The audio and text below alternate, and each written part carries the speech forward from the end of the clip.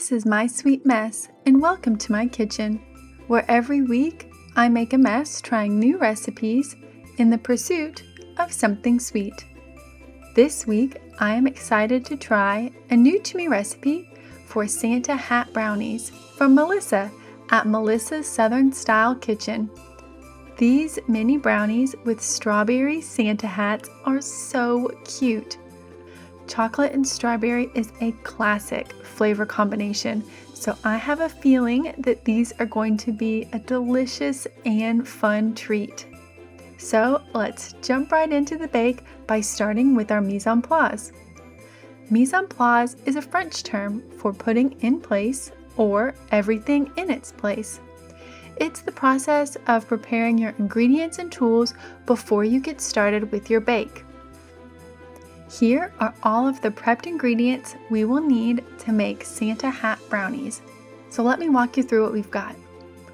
We are starting off with a great recipe shortcut using boxed brownie mix. Here I have the Ghirardelli double chocolate brownie mix. Use whatever brand you want. You just need an 18-ounce chocolate brownie mix.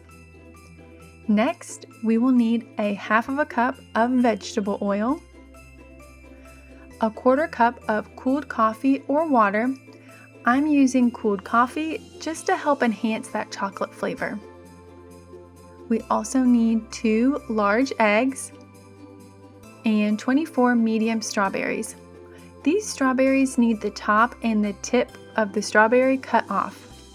The recipe also calls for hulling the strawberries. I don't have a huller, so I'm just going to leave them as is. For the cream topping, we will need an 8-ounce container of frozen whipped topping. This needs to be thawed from the freezer. We also need an 8-ounce container of spreadable cream cheese softened. Next, the recipe calls for half to 1 cup of sifted powdered sugar. I went ahead and measured a whole cup, knowing that I'd rather have it and not need it than need it and not have it. And yes, I did go ahead and sift it, so don't skip the sift. Finally, we will need 1 teaspoon of vanilla extract. And that's all we need for our ingredients. Now that the ingredients are prepped, let's prep our equipment. First, we'll need to preheat the oven to 350 degrees Fahrenheit. Next, we will need to prep a 24-cup mini muffin pan. You can use either cooking spray or mini paper holiday liners. I just went ahead and used cooking spray because that's what I had on hand.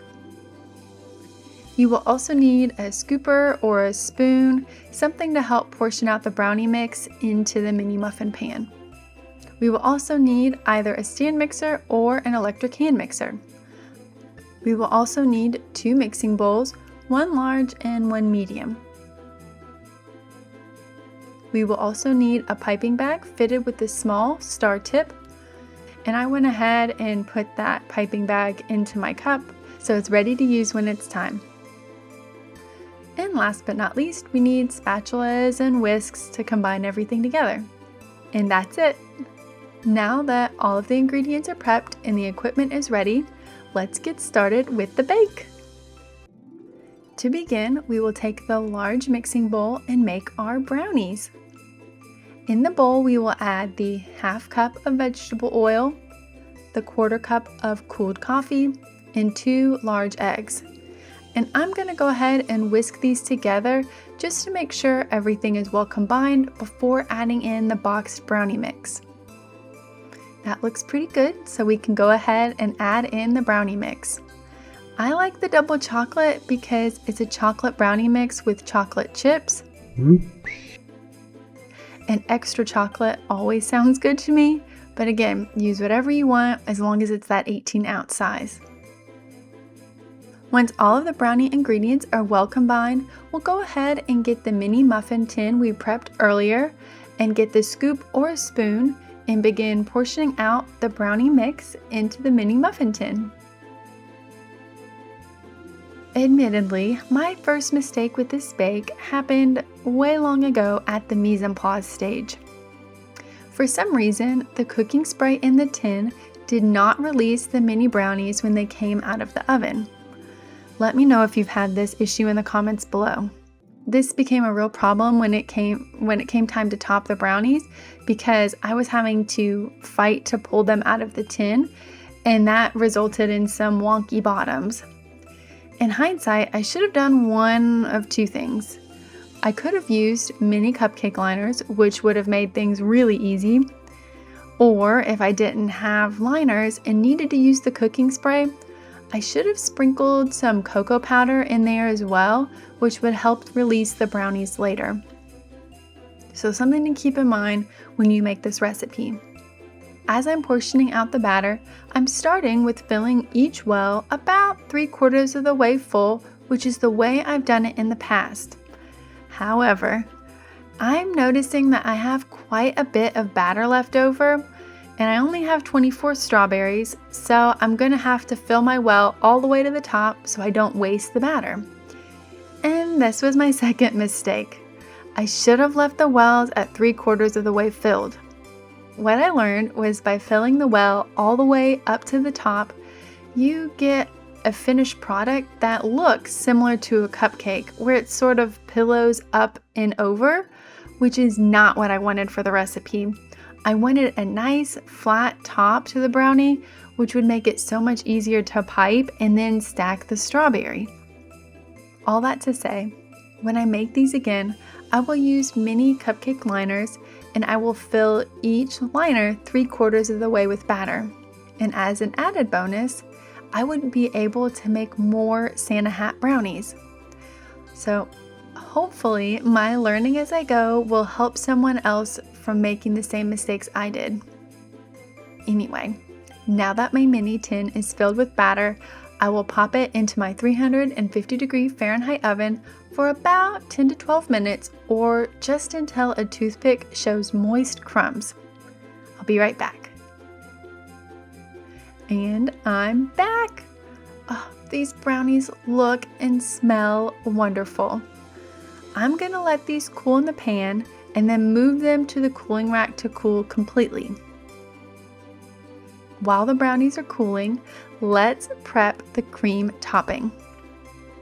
In a medium bowl, I will add the 8-ounce frozen whipped topping that we've thawed, the 8-ounce container of spreadable cream cheese that's softened, the teaspoon of vanilla extract, and about 1/2 cup of the sifted powdered sugar. Before turning on the electric hand mixer, I'm going to give this a few turns with the spatula to hopefully prevent the powdered sugar from splashing out everywhere.